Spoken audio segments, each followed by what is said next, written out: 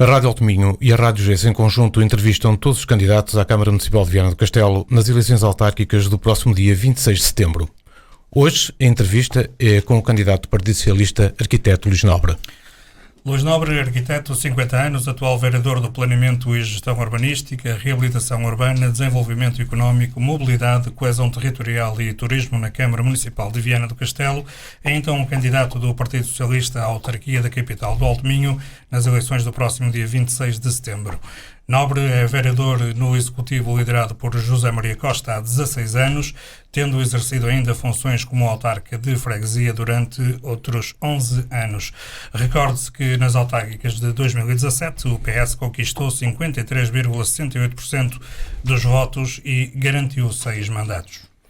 Arquiteto Luís Nobre, agradecemos a sua presença nesta entrevista aqui na Rádio Alto Minho e na Rádio GES e começo por lhe perguntar, depois de exercer as funções como vereador, quais são as principais linhas que preconiza como propostas para o próximo mandato? Muito bem, antes de mais queria agradecer o convite, naturalmente cumprimentar também o auditório das duas, neste caso das duas rádios, e da nota que de facto as nossas grandes linhas de atuação têm muito a ver com o contexto que nós naturalmente vivemos. É um contexto diferente e não conseguiremos de facto encontrar as melhores soluções se não percebermos bem onde estamos. Estamos num tempo diferente e dessa forma temos também pensar diferente, pensar mais rápido, ser mais assertivos e também integrar naturalmente os pensamentos da nossa sociedade. Dentro desse princípio há aqui eixos de atuação que alguns diria que serão normais, uma vez que há aqui, digamos que é o princípio da continuidade, é assumida. O projeto do Partido Socialista tem sido um projeto coeso, tem concretizado qualidade de vida, sustentabilidade e naturalmente há aqui um processo de continuidade e o que funciona bem, o que está bem, naturalmente terá que ser reajustado, reorientado em função das exigências da atualidade e naturalmente dado seguimento. Direi que eixos como a cultura, como a educação, como a coesão territorial, como a coesão social, são áreas de desenvolvimento económico, são áreas de facto que nós trabalhamos, no nosso entendimento de forma competente, que há resultados objetivos, quantificáveis e naturalmente que a população sente. Eu julgo que hoje quem visitar Viana sente que a cidade está reabilitada, sente que a cidade e as suas instituições estão coesas, foram coesas num momento extremamente exigente que foi o combate à pandemia, que hoje continuamos todos empenhados no sentido de vencermos e mitigarmos, no fundo, foi esta exigência coletiva, essa exigência da situação e que provocou, de facto, aqui dificuldades e necessidade de mitigar dificuldades que emergiram no dia-a-dia, que todos os dias surgiam e que, de facto, não estávamos de todo preparados. Mas esta capacidade, mais uma vez, de cooperação de todas as entidades permitiu-nos, de facto, vencer com distinção e com competência, de facto, e temos estado a mitigar no fundo todo este momento exigente que vivemos e que esperamos rapidamente ultrapassar e virar, desculpem a expressão, a página. Naturalmente há aqui um princípio que é fundamental. Este contexto, como dizia, traz exigências e o combate, os desafios pós-pandemia são de facto estruturais e naturalmente muito absorventes.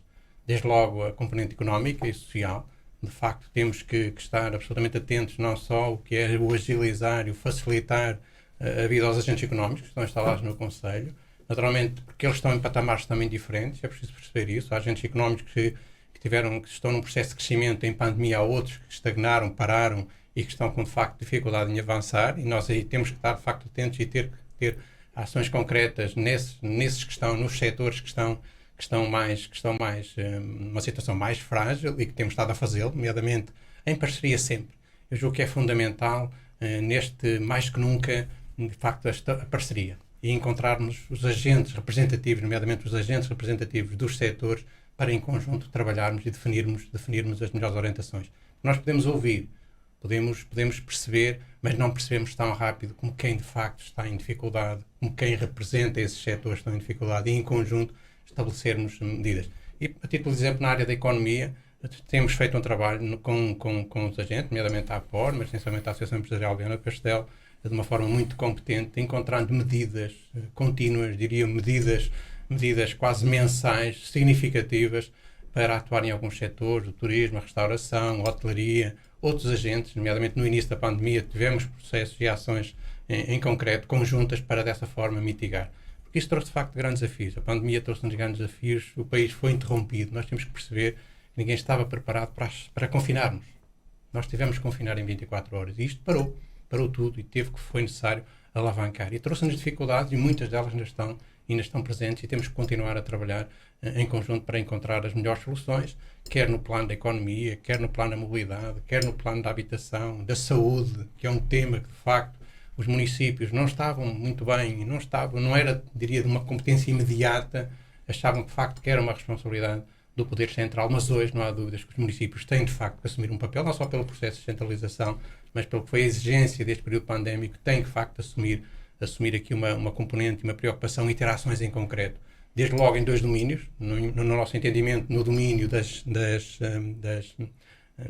ações sempre também implementadas numa clara parceria com as entidades representativas, nomeadamente a ULSAM, a Unidade Local de Saúde do Alto Minho, que é de facto o agente, o ator principal, e com eles, de facto, percebermos o que é que podemos fazer, implementando medidas com outros agentes, a Cruz Vermelha, os bombeiros, os voluntários, têm também tido aqui um processo na pandemia, tem-nos ajudado a encontrar e a implementar algumas ações no terreno, diria, mais imateriais, de proximidade, saúde dos cuidados primários de proximidade. São projetos que estão a acontecer que nós queremos dar continuidade e densificá-los ainda mais, mas naturalmente no domínio das infraestruturas. Há de facto um esforço que estamos a concretizar no domínio das infraestruturas também e que vai ser uma certeza a nível do que é a melhoria das infraestruturas da própria Unidade Local de Saúde do Alto Minho, ampliando, permitindo e criando condições de otimização dos processos no fundo, de funcionamento, mas também a introdução de novas valências. Há valências, de facto, a ULSAM tem recursos humanos, tem competências para receber outras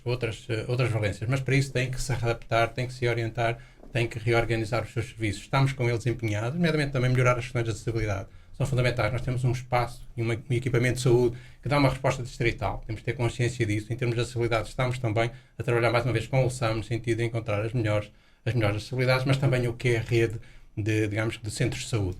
Estamos muito próximo de avançar a edificação, e são certezas, não estou a falar aqui de promessas, estou já a falar de certezas, daí falar na continuidade, no processo de continuidade, que é a Unidade Local de Saúde da Miadela, e também mais 2 projetos que estão a ser desenvolvidos, no caso de Alvarães e Litoral Norte, que pretenderá dar resposta à Ariosa, Carriço e a FIV. Por isso, é um domínio também que vamos densificar, que vamos abordar de uma forma diferente que não o fazíamos até hoje. Naturalmente, há outros domínios, o domínio da coesão social, não só também no que é o acompanhamento, a proximidade que se foi feita com todas as entidades, com todas as IPSS do Conselho, com as paróquias, no sentido de criar as melhores condições e ajudar a ser um agente ativo e de proximidade para vencermos, de facto, também este período pandémico, mas também correspondendo a algumas dificuldades, nomeadamente de funcionamento, logística, que esses mesmos equipamentos e essas mesmas entidades tinham, e com o nosso trabalho e em conjunto conseguimos naturalmente mitigar.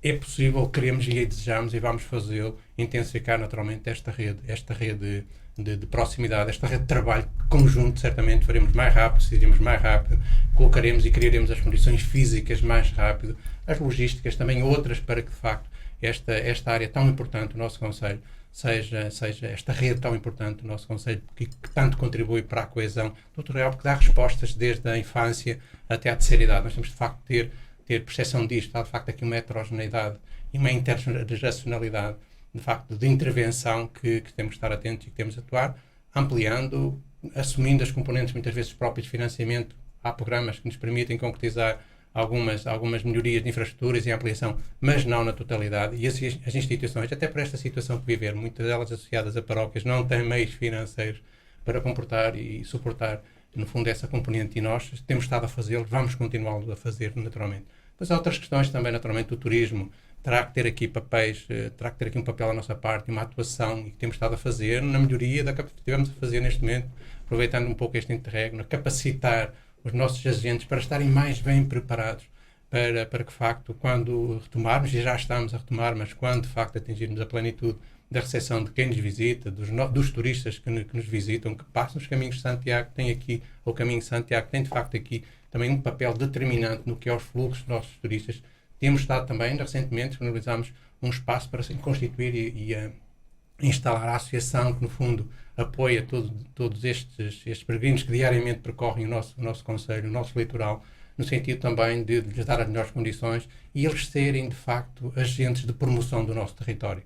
Hoje o marketing territorial é estrutural, é fundamental para a afirmação dos territórios e não tenho dúvidas, se todos estivermos melhor preparados, todos os agentes, todos os atores, muitas vezes os associados, e não vou cometer aqui nenhuma indelicadeza, porque é a designação deles, os profissionais digamos, dos transportes, os taxistas, são elementos fundamentais no que é a cultura de recepção de uma cidade, de um território, dos seus turistas. Por isso, este programa de capacitação que estamos a desenvolver com a Associação, com a APOR, com a Entidade Porto e Norte, com todos, mais uma vez, com todos os parceiros em rede, que nós, naturalmente, assumimos que queremos continuar a transformar, queremos continuar a melhorar a qualidade de vida, queremos continuar a afirmar o nosso território como um território de oportunidade. Hoje sente-se, de facto, que somos um território atrativo, somos um território de oportunidade, somos um território em que as pessoas nos visitam e fixam-se cá. Não só atrai investimento, não só atrai novas mobilidades, novos pontos de interesse, mas fixa, efetivamente, estamos a fixar.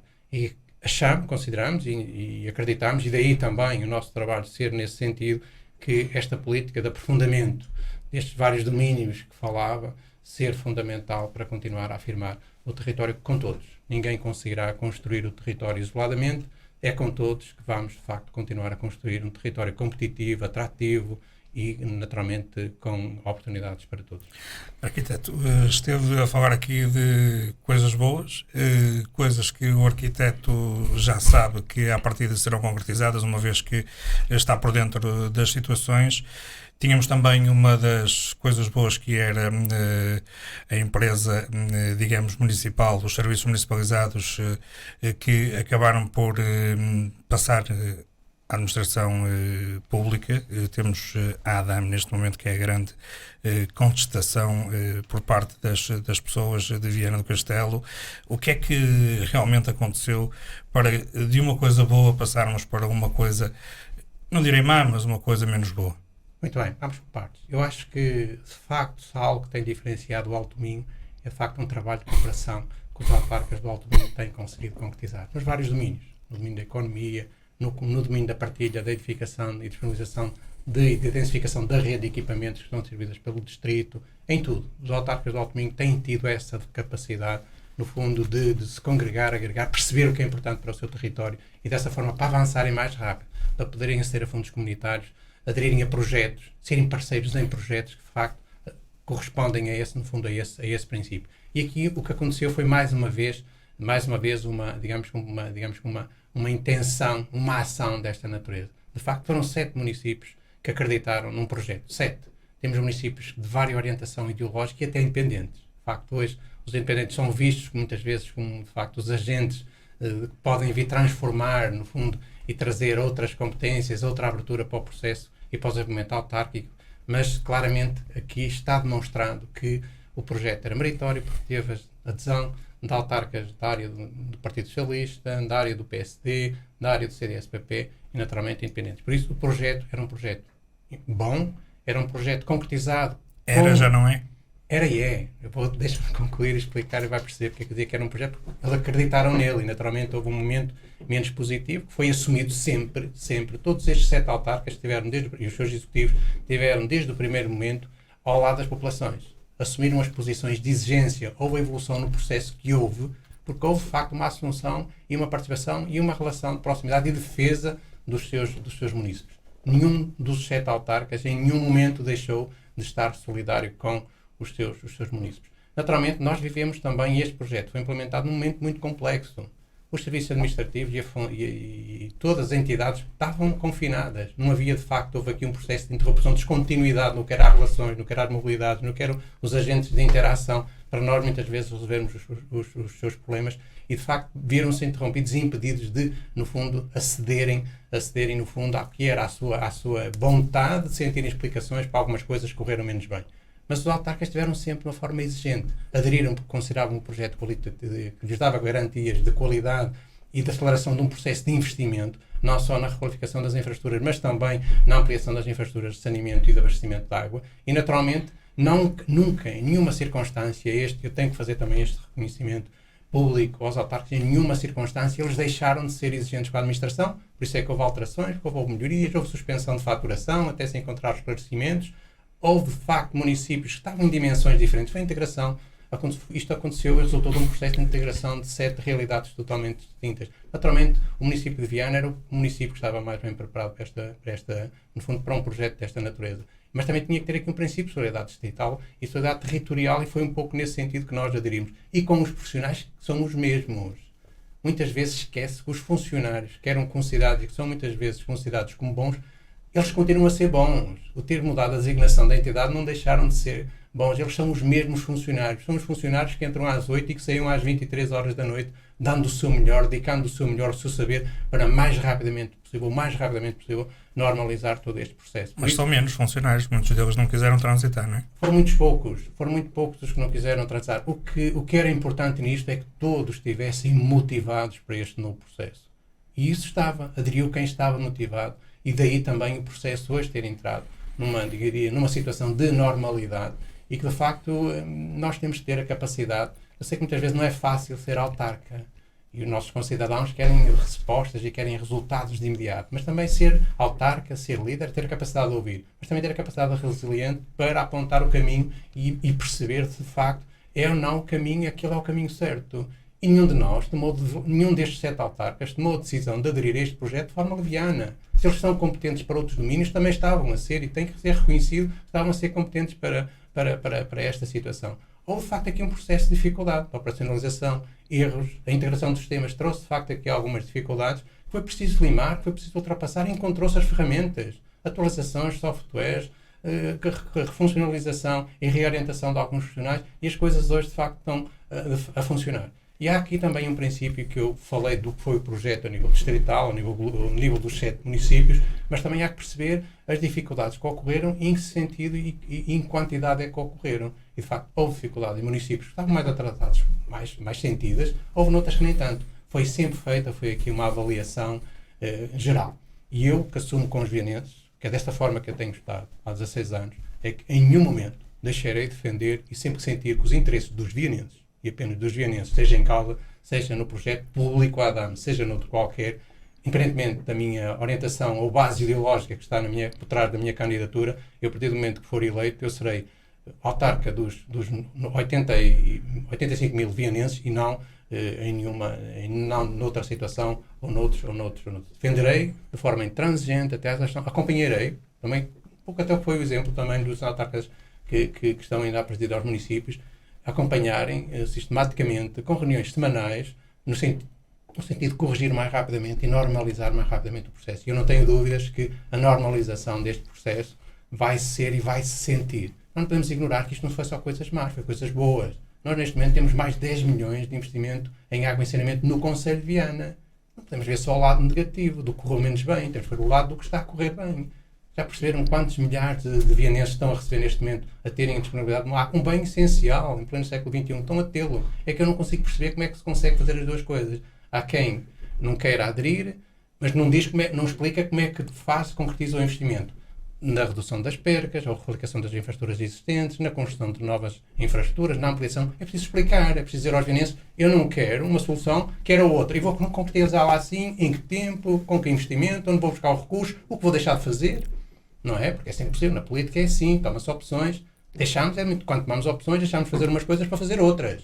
E é preciso também dizer com esta clareza e falar com esta clareza. Onde é que se iam buscar a capacidade de investimento que neste momento está a ser concretizada e a chegar a um bem que é tão importante. E é uma nota que eu queria deixar aqui claro. Este bem, o bem água, o bem saneamento, é tão importante para os vianenses que têm os serviços já, mas ainda para os que não têm.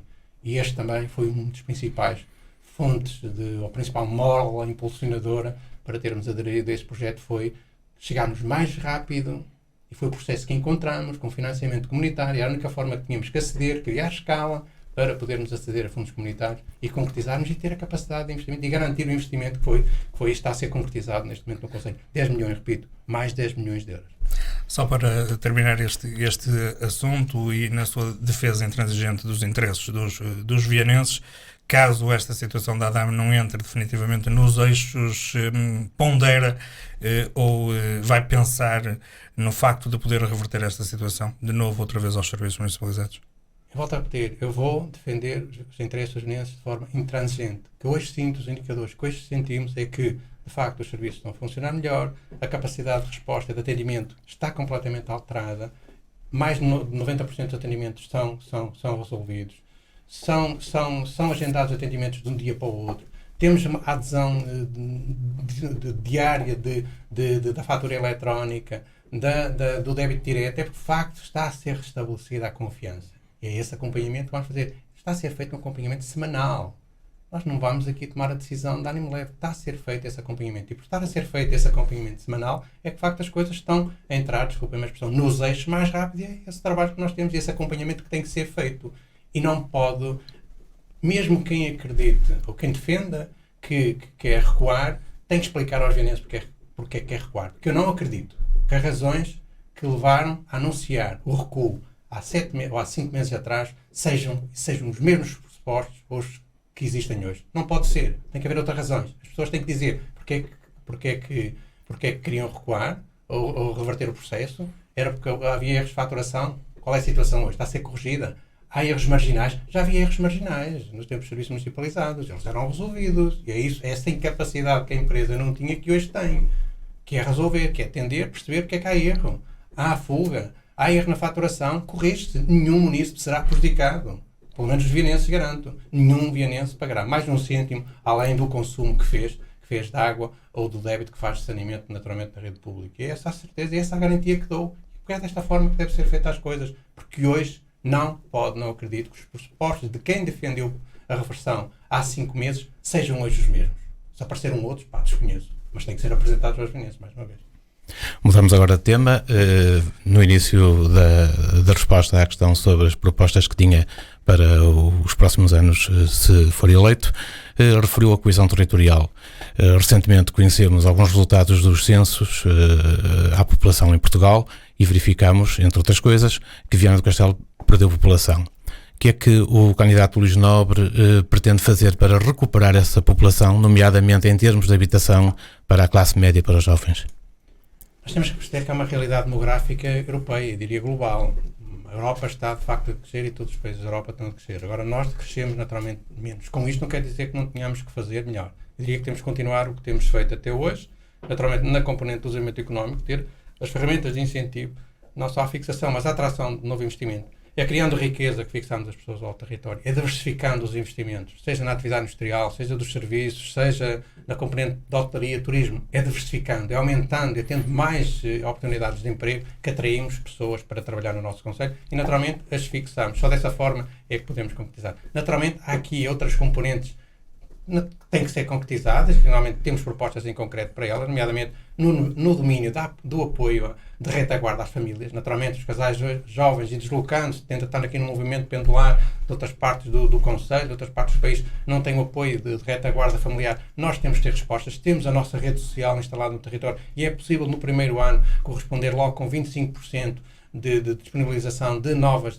lugares de creche para quem naturalmente necessitar e de facto é um fator de atratividade e fixação, não tenho dúvidas sobre isso. A componente também da habitação, temos também propostas muito concretas nos vários domínios, mais uma vez trabalhando nós, tomando a iniciativa nós, mas também trabalhando com outros atores, nomeadamente as cooperativas, que foi um fenómeno que está a ser recuperado e bem.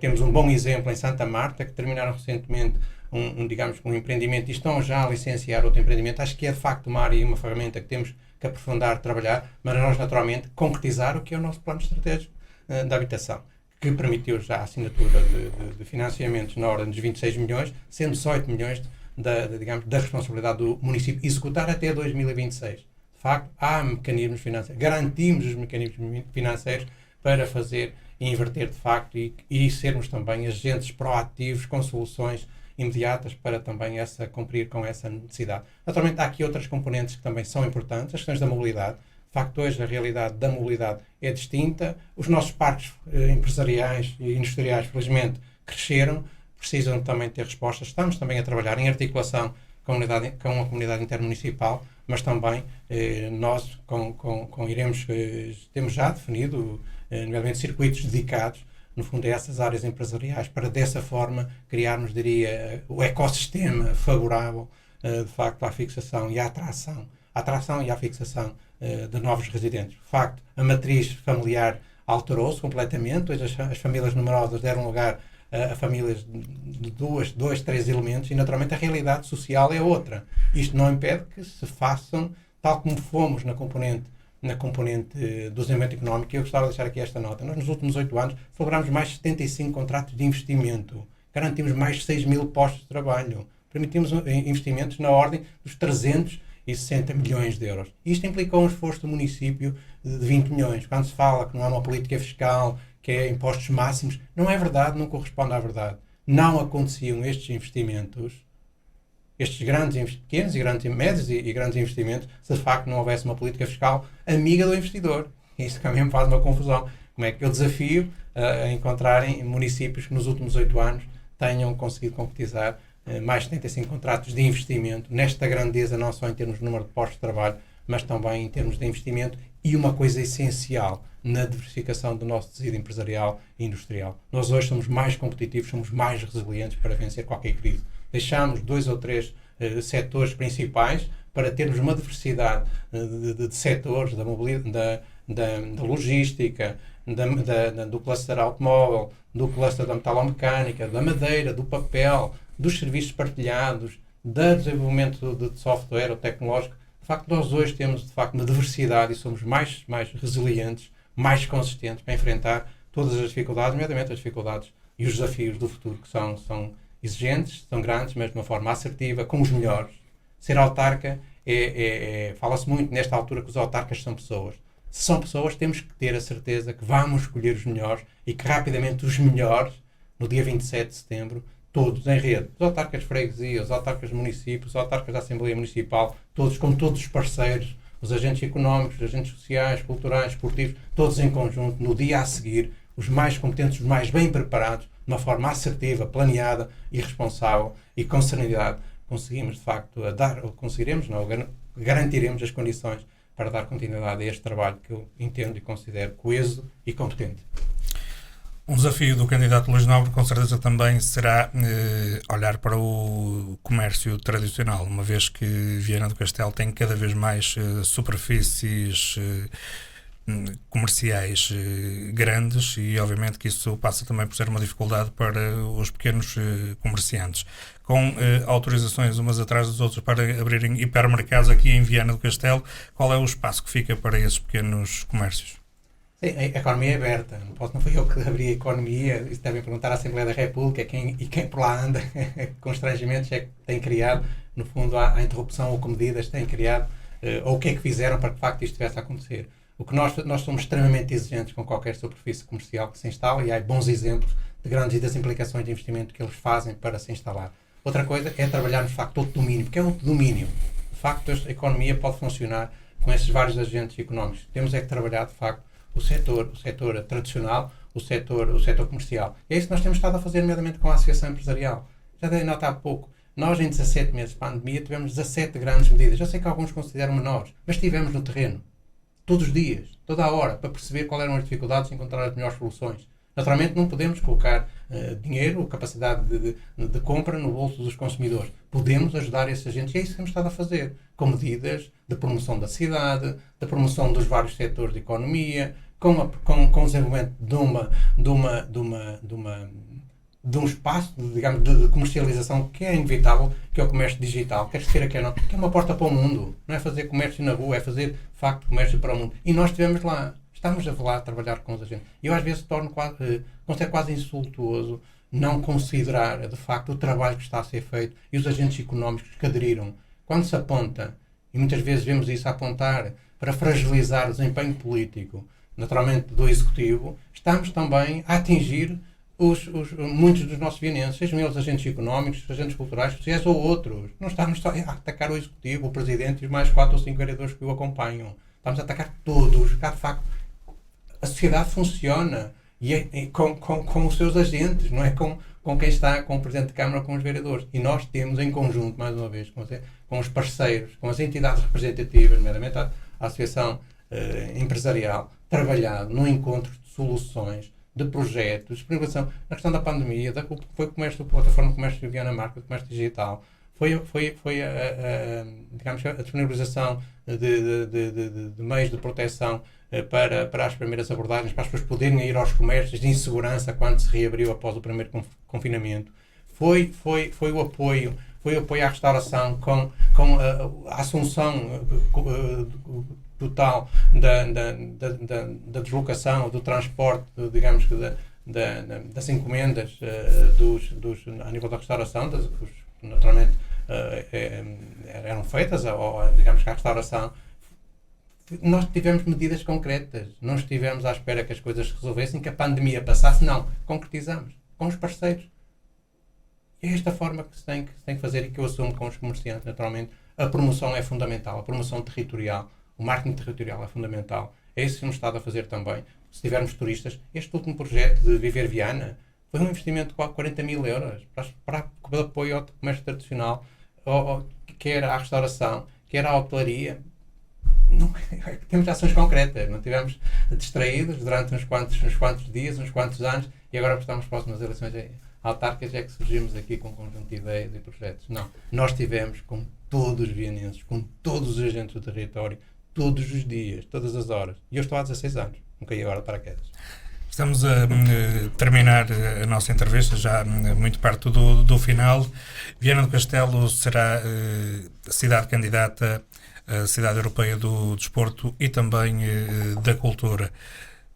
Viana do Castelo tem capacidade para vencer essas duas candidaturas? Viana do Castelo tem capacidade para trabalhar essas duas candidaturas e trabalhar outras, nomeadamente, digamos que a candidatura do Centro Histórico a Património Mundial da Unesco. Por isso é nesse domínio que vamos trabalhar, mais uma vez com os agentes. Não vai ser o Executivo sozinho, não vai ser só o Presidente sozinho, mas acreditamos que com todos os agentes desportivos, com o investimento que estamos a fazer em infraestruturas desportivas, que fizemos, que estamos a fazer nas várias modalidades, do que estamos ainda a preparar, a concretizar, não tenho dúvidas que vamos concretizar a Capital Europeia do Desporto com competência, com distinção e, mais uma vez, aproveitarmos esse momento de afirmação do nosso território. Naturalmente, na Capital Europeia da Cultura também estamos a trabalhar. Ainda na sexta-feira da quinta houve uma reunião com os vários parceiros, foi explicado os objetivos de treino, estamos a trabalhar, vamos a jogo, desculpando a expressão, naturalmente. É uma candidatura altamente competitiva, mas naturalmente vamos a jogo. Naturalmente há aqui um grande desafio também que nos foi lançado e que nós sempre esteve no nosso subconsciente e que queremos retomar e que retomarei com toda a convicção e com toda a energia, que é de facto a candidatura do nosso Centro Histórico a Património Mundial da Unesco. São 3 grandes desafios que temos para o futuro e eu não tenho dúvidas que, mais uma vez, Viana do Castelo, os seus agentes, os seus atores vão ter a capacidade de se mobilizarem de uma forma dando o seu melhor, o seu espírito, a sua alma, o seu querer, a sua vontade, para de facto continuarmos a transformar e aproveitarmos todas as oportunidades. Estamos no fim da nossa entrevista, arquiteto Luís Nobre, só para fecharmos muito rapidamente, que expectativas tem de resultado para o Partido Socialista nestas eleições? A expectativa é naturalmente a ganhar. Eu já assumi isso publicamente, não posso dizer. A minha expectativa é meter 7 vereadores. Tenho que manter. Nada me leva a considerar o contrário. Eu fiz um trabalho digamos que de auscultação. Eu não me refugiei em webinars ou encontros esporádicos. Eu fui para o território.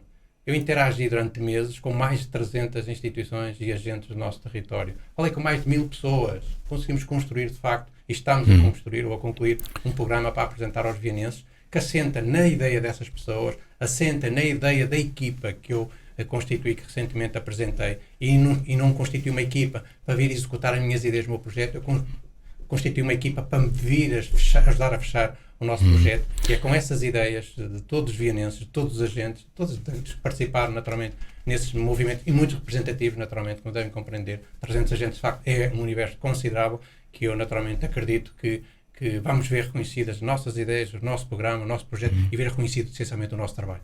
E se não for eleito, será vereador? Sim, naturalmente, eu cumpro. Há 27 anos que eu cumpro as minhas funções de autarca e continuarei com todo o gosto, com todo o brilho, a dar o meu melhor, independentemente da circunstância que fizer. Eu estou aqui para ficar, não estou aqui para ir fazer uma perninha, desculpem a expressão, e se a coisa não me agradar, os vianenses não me conhecerem, ir-me embora. Não, estou aqui para dar o meu melhor em qualquer circunstância, em qualquer condição, mas naturalmente o principal objetivo é ganhar, não podia ser outro, como é óbvio. Muito bem, agradecemos a sua presença nesta entrevista. Vamos voltar a encontrar-nos mais ou menos aqui um mês, até 6 de setembro, quando fizermos o debate conjunto, a Rádio Alto Minho e a Rádio Geice, no Auditório Lima de Carvalho. Muito obrigado. Muito bem, agradeço o convite.